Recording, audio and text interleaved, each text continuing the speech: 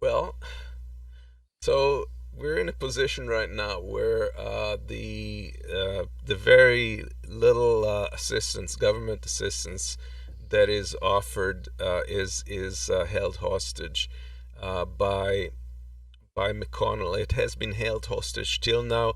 Now they're starting to panic a little because it's starting to look like that might hurt their candidates in the runoff elections in Georgia, and that is not what they want.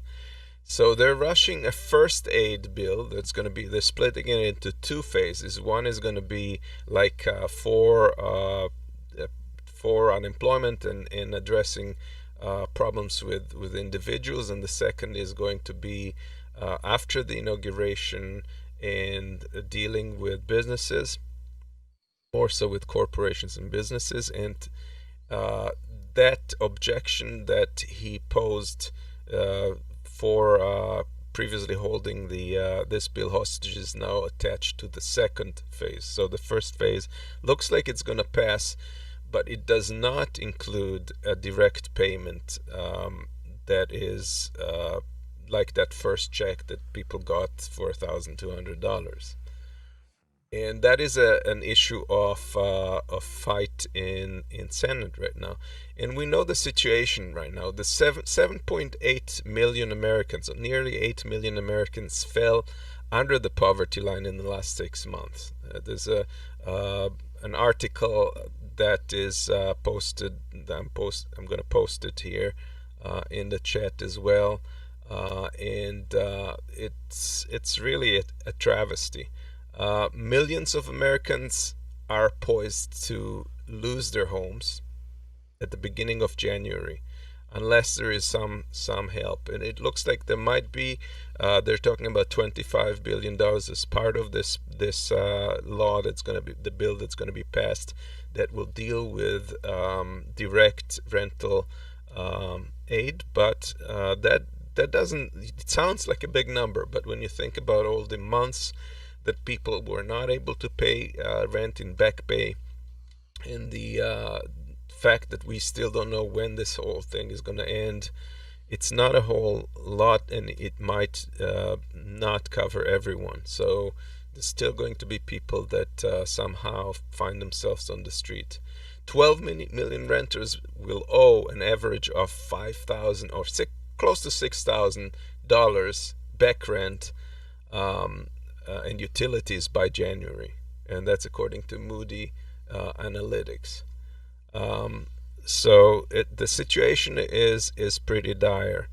Well, the way that this aid has progressed in terms of chronologically, in May 2020, Congress passed a $3.4 trillion bill. It's called the HEROES Act. It was passed in the Democratic House. And when they went to recess, they came back, they said, well, we're not going to do quite that. We're going to cut it down to $2.2 trillion, but it's still good, right? They called it the HEROES Act number 2. Those two bills included extending unemployment by 4 months, $300 a month, I think, or for 2 weeks maybe. I'm not sure. The $600 plus in supplement check, and $1,200 direct payment per adult. That's like a flat pay for every citizen, plus $500 per child. Since then, the Senate has blocked that aid under McConnell till this time, and the Senate is now on the edge of approving the bill with 300, that is equivalent to $348 billion. So we went down from $3.4 trillion in new money to $348 billion, meaning 10%. It's just 10% of what they approved in May. The rest of the 900, they're talking about a $908 billion bill. The rest of it is just basically carried over for CARES Act. But 348 billion were new. So who's fighting the fight? And here again, our hero. It's no surprise, but that is who we have here. Bernie's jumping in, and the rest of the progressives behind him, and we'll see where this goes. But I'll play a section of what he's saying about this. I was a mayor for 8 years. I know a little bit about negotiating. I frankly don't know how. Oops. I was a mayor for 8 years. I know a little bit about negotiating. I frankly don't know how you negotiate from 3.4 trillion down to 348 billion. You got 10% of what you originally started with. This is not just numbers.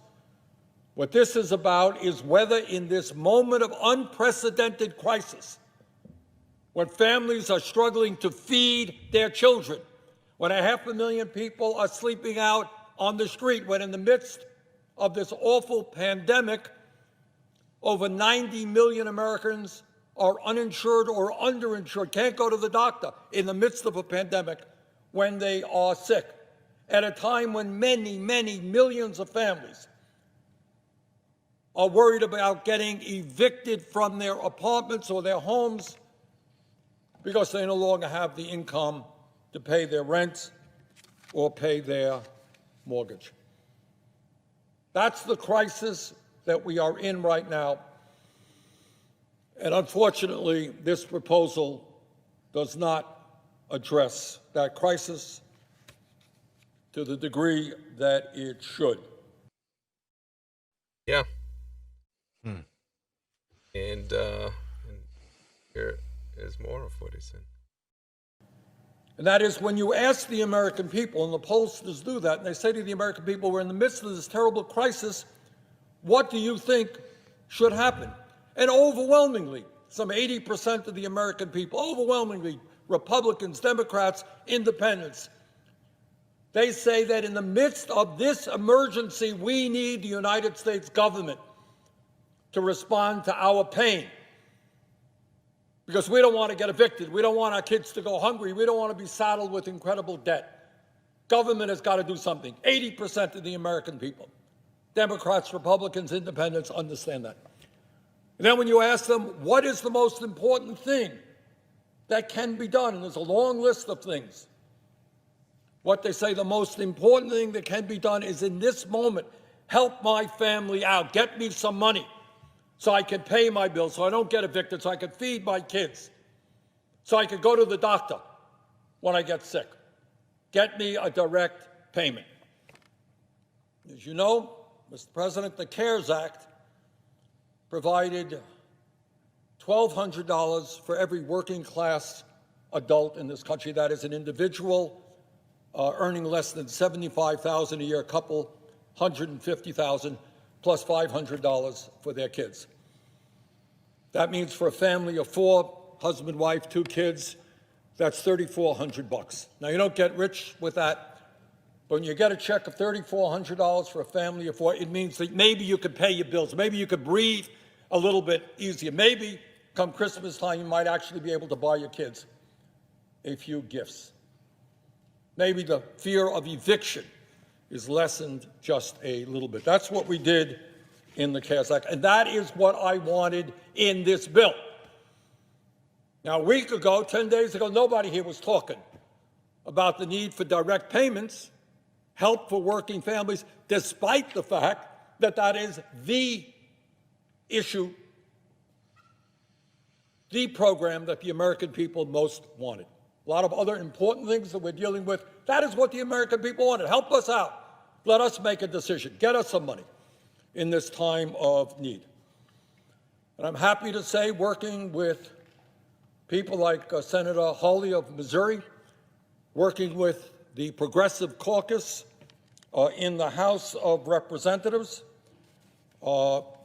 working with Senators Gillibrand and Warren and Merkley, Markey and Wyden, working with Pramila Jayapal and many others in the House, Alexandria Ocasio-Cortez, Rashida Tlaib, Ilhan Omar, Ro Khanna, and many others who have stood up in the House and say, we have got to have direct payments.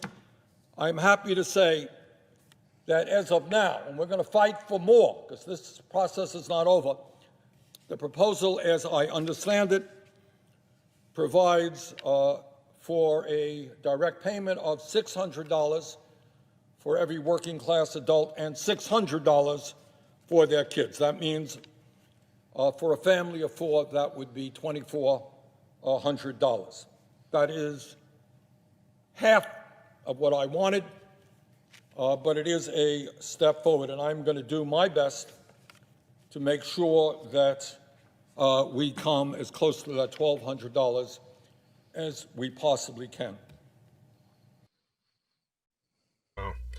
So there you have it. It's a real fight there, and it's surprising, but and we'll show that in a moment. But the Missouri Republican Senator Hawley is actually partnering with Bernie on this, and I think that that's really where Republicans stand to gain much in terms of their approval if they line themselves up with the need of the middle class and the people of the country. And right now, Democrats are not entirely on board with doing that, and that's going to create an interesting dynamic in the future if this fight progresses the way it may. So yeah, it's absurd that 600, even $1,200 per person for a single check, like not an ongoing thing, is absurd. It's ridiculous. We compare to most developed nations, like Trev mentioned, $2,000 a month in Canada. Europe pays people as if they were working, even if they're out of work, they're getting salaries. So to prevent businesses from going under and pumping money into the economy, which makes a lot of sense. And we let our people just hang high and dry and struggle. There's hunger building up. There's people losing their homes. And when this came to Senate, and there's senators like millionaire Johnson that kind of like presented this thing like we would love to help people, but we can't afford to. This is going to put too much into our too much deficit. We just can't afford to. And that is the most absurd thing, because where were they? Where the government bailed banks and bailed businesses and so forth for the tune of trillions of dollars in the CARES Act. What about the tax reform that puts billions of dollars in the hands of rich people? Are they even considering reversing that, even temporarily? No, of course not. What about the ridiculous pumping into the military? Look at this. There is people who were this is the people who lost their health care in the during the pandemic. In all this country, nobody lost their pretty much nobody lost their coverage. In the U.S., nearly 15 million people lost their health care, and this is at the bottom. You can see how much we're spending on the military complex. over almost $800 billion. This is all these other countries, the most militarized countries in the second column combined, and then further on the right is all the rest of the countries, 144 or whatever countries, 100 and whatever left, are even that is not comparing to the U.S. military spending. But for people, we don't have money. Well, the question raised at the beginning, how can it be that they don't have money for the people? It's the high-end version of the predator capitalism, and it shows clearly where the preferences, the importance lies for this kind of capitalism, right? So people don't matter, and only the system matters.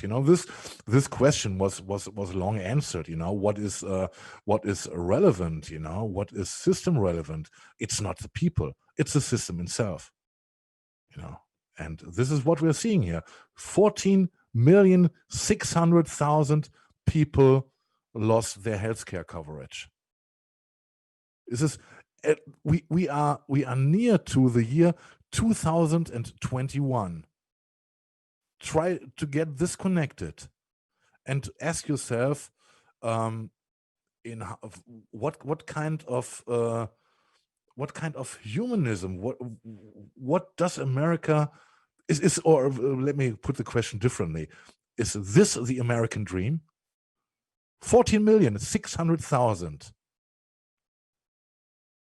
Insane. The American dream, Yeah. right? Yep.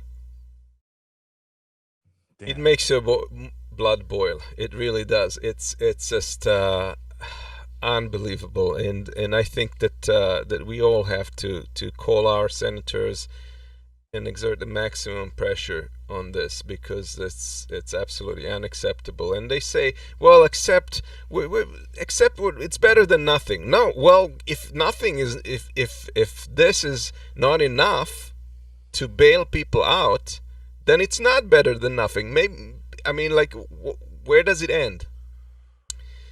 People are at their bare minimum. They've crossed their borders. If they lose their homes, it's not going to be easy to find homes again. If businesses go out of business, it's not going to be like the minute we spring out of it, all these businesses are going to pop up. No, that's going to be lasting damage for years to come, and they're concerned about the deficit. Well, nobody's going to be there to pay the deficit because all these businesses are going to go out. And if you are concerned, if you think that corporations are going to pick up the slack, good luck. It made for so many reasons. It made absolutely no sense to pay those trillions of dollars, to corporations. No, they're doing fine. They're doing fine. Yeah, of course they're doing fine. Of course they don't complain, Yeah. But the thing is, you got this lots of money. If you would have given a certain amount of money, depending on where you live in America, of course, that you can cover your living, your being, monthly, on a monthly base. Where do you think would this money go? Do you think those people would carry the money to the bank and put it on their accounts and wait until you get until the beautiful day comes, until you get interest again? No, they would spend it into the economy.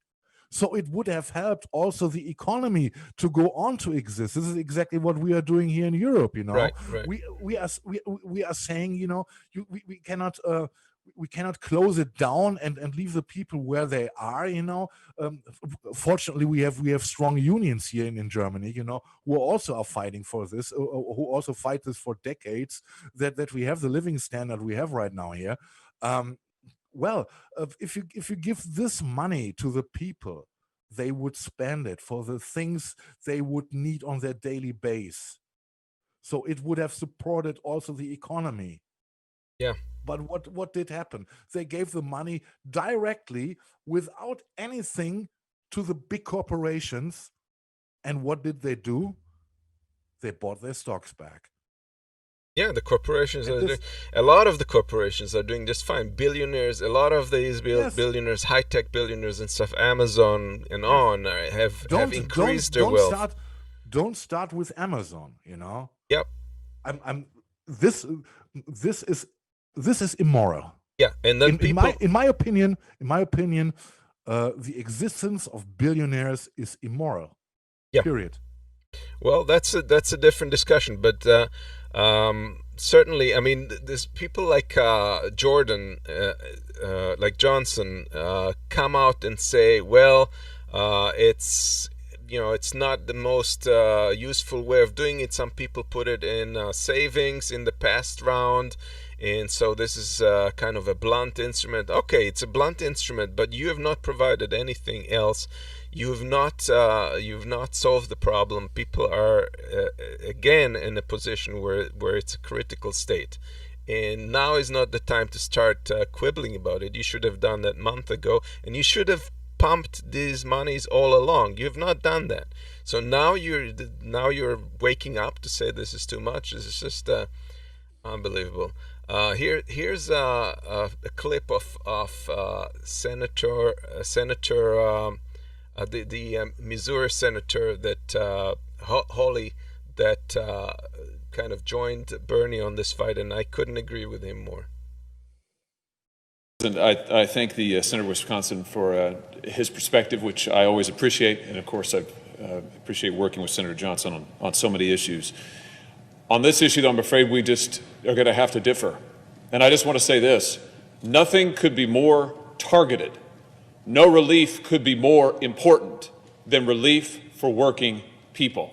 Now, the senator's right. This body has spent trillions of dollars this year alone on COVID relief. We're getting ready to spend apparently another $1 trillion more. And yet, working people are told they may be last, if they get relief at all. I don't think the American people understand that. I know people in Missouri don't understand it. And I just urge members of these bodies, go home and try explaining that to the people of your state. Go ahead. Just try. Try telling them why this body can bail out the banks. We bailed out the banks to such a tune that now they've got money left over. Now we're going to take money back because we spent so much on Wall Street and the banks in the first part of this year. That's right. In fact, now I understand that my Democrat colleagues don't want to shut down all of the bank money, because who knows what we might be able to do with that in the future. Oh, they're fine. They're more than fine. They're doing great. Now, Wall Street is doing great. Big tech, they're doing great. The big multinational corporations, fantastic. Working people are living in their cars. Working people can't go to the doctor. Working people can't pay their rent. Working people can't feed their children. They should be first, Mr. President, not last. And it is no answer for this body to tell them, go get in an unemployment line. Really? That's the response? Go get in an unemployment line. Now, the working people of this country, frankly, deserve better. They deserve to be the top priority, just like they have made this country the top priority in their lives and their families. This is not the end of this fight, Mr. President. I'm here right now on this floor. Senator Sanders will be back in a matter of hours to ask again for the same measure. Again, I've been proud to partner with him on this effort, and I will keep working with whomever it takes, for however long it takes, until we get the working people of this country relief. Thank you, Mr. President. I yield the floor. Well, quite fiery, and I have to agree with every word that he said there. Yes, but yeah, we will talk about later about talks and walks. Yeah. And here's us going over the cliff. Yeah. And on top of this, like I said, McConnell is taking hostages. He's doing their utmost to link immunity, absolute immunity, to corporations and companies against any wrongdoing that's in any way associated with this pandemic. And I have friends. I have a friend who's working in one of those one of those discount stores that let's call it large fields, and they're telling me that they're preventing their employees from knowing if somebody gets sick. They're not warning the rest of them. They just send the person that's sick home, and they don't tell anyone if they got COVID, if they tested positive for COVID or not. Some people tested positive for COVID. And if they're lacking people in the store, they're bringing people from other stores. So they're increasing the likelihood of spreading it even to other areas by bringing people from outside. And that kind of behavior, McConnell would want it to be legal, and you have no recourse to sue them if something goes wrong. And this goes to meat packing. This goes to a lot of things. Let's see a little excerpt explained about this. Mitch McConnell is talking about trying to have total immunity for big corporations for really anything that's remotely connected to the coronavirus crisis. He's reconvening the Senate today, he says, for the purpose of granting immunity to big corporations, and he says he won't let the next stimulus/relief bill go through unless it includes provisions to protect big corporations from lawsuits. This is not just about, although it's especially about, protecting employers from lawsuits for endangering their workers. It's also about lawsuits protecting companies from endangering their workers. It probably means protecting corporations from lawsuits over environmental pollution, maybe even violations of the civil rights law, fair wage law, and even more. This is a long-term agenda of the Chamber of Commerce and big business. Mitch McConnell sees an opportunity with the coronavirus to capitalize, and he's trying to get broad immunity for corporations for all the kinds of wrongdoing they might commit during the period of the crisis. In fact, for workers don't have much recourse anyway for dangers at the workplace. If you're injured or become ill at the workplace, you're entitled to workers' compensation. It's just a straight insurance system. So you get paid for your time off, some portion, and compensation for your health care and any injury you may suffer. But you can't sue companies in court normally. The only time you can sue a company in court for an injury or exposure to an illness is when they engage in egregious misconduct, reckless endangerment of the workers. So when McConnell says he wants to protect the companies from lawsuits, he mostly means he wants to protect their right to engage in egregious misconduct. There's one case that's going on right now in Missouri that's slightly different, involving meatpacking workers. There, the workers are not suing for money damages. They're suing for injunctive relief to force the Smithfield meatpacking plant to adopt the sensible minimal standards needed to protect workers who are going to be required to go to work, to give them the protective equipment they need, to make sure there's adequate sanitation, extended breaks, that they get adequate sick leave, that there's testing, and crucially, that there's sufficient distancing at the production line. That's the lawsuit that is the primary one that the companies and Mitch McConnell are focusing on. It doesn't even ask for any money. It only asks Smithfield to protect its workers. Yeah, so you see, it's not even, I mean, we're talking about situations where the misconduct would be egregious. It's not even like things where it's not like other situations that you could say, well, we don't have full protection. We're talking about like misconduct here, so, and it still wants to protect that. Again, this hostage taking has moved from this taking the direct assistance part of it out of the equation, but that's still an upcoming battle in January regarding the other phase of this, and it's not going away. So we have to keep our eyes on that. Yeah, definitely. Well, what can we say? You know, it's that there's a discussion around this. As I said, it's ridiculous. Look at the other nations, look at the world, how they are treating their citizens. Yeah, you can feel yourself like being third, fourth class citizens, right? Yeah. Don't worry about the rich guys. They get everything they would need. They maybe don't even have to ask for it. They Yeah, only these are really they're hard only holding the situations. money in the air, and that's it. For common folks, it's and people in the service industry, it's grueling. It's really difficult. They're told to come back to work. They cannot afford not to. They lose their jobs.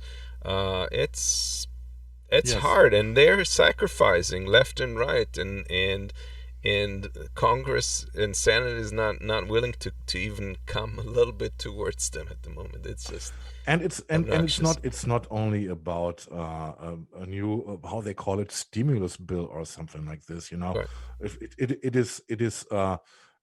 it should be an aid bill, to help people. But it's not only about this. It is also about the question of healthcare in general. And this right. brings us to our next segment. Marcus, And before yeah, you move sorry. to the next segment, I Yes. wanted to ask our audience to Oh, okay, please cool. please Cool. like this if you agree with what we're presenting. If you think this is important discussion, share it. It's how the word gets out. Share it on your social media. Share it with your friends. That's how we will get the buzz about all these issues going. So please do that.